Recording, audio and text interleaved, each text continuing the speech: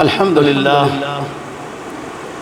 لله وكفى والصلاة والسلام على سيد الرسل وخاتم الأنبياء وعلى آله وأصحابه الذين أوفوا عهدا الذين هم خلاصة العرب الأربع وخير الخلائق بعد الأنبياء.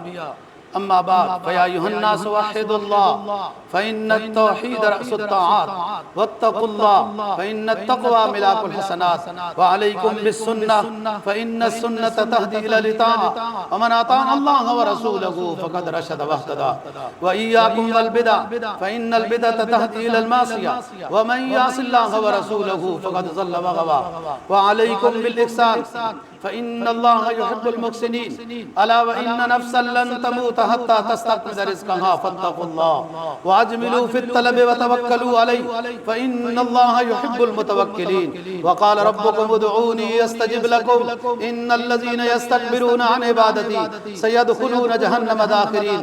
بارك الله لنا ولكم في القرآن العظيم ونفعنا وإياكم بالآيات والذكر الحكيم. أستغفر الله لي ولكم ولسائر المسلمين فاستغفروه إنه هو الغفور الرحيم.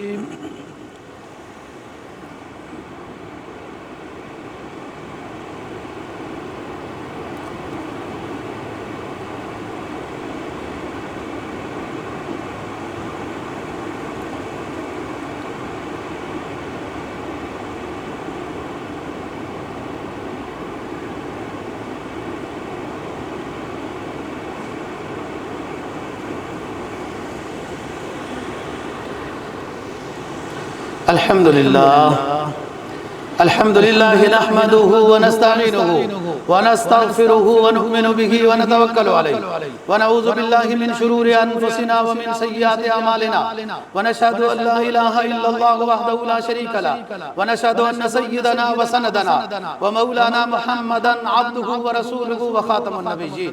أما بعد فأعوذ بالله من الشيطان الرجيم بسم الله الرحمن الرحيم إن الله وملائكته يصلون على النبي يا أيها الذين آمنوا صلوا عليه وسلموا تسليما. اللهم صل على محمد بعدد من صلى وصام وصل كذلك على جميع الأنبياء والمرسلين وعلى عباد الله الصالحين.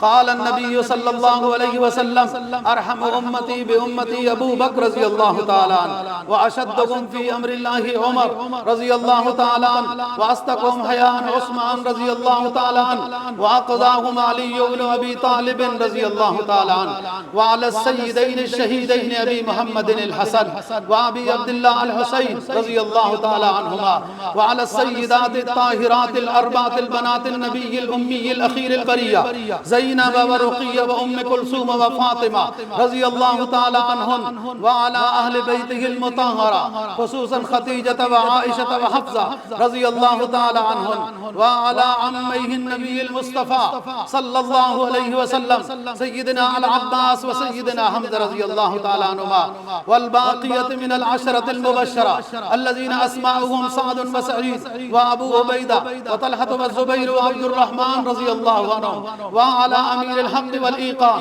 معاوية بن أبي سفيان رضي الله تعالى عنهم.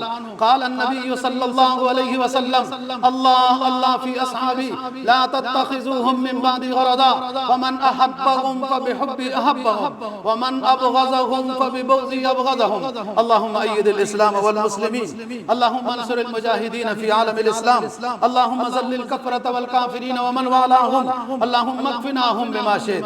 اللهم إنا نجعلك في نحورهم ونعوذ بك من شرورهم. اللهم لا سهل إلا ما جعلته سهلا وأنت تجعل الحزن سهلا إذا شئت.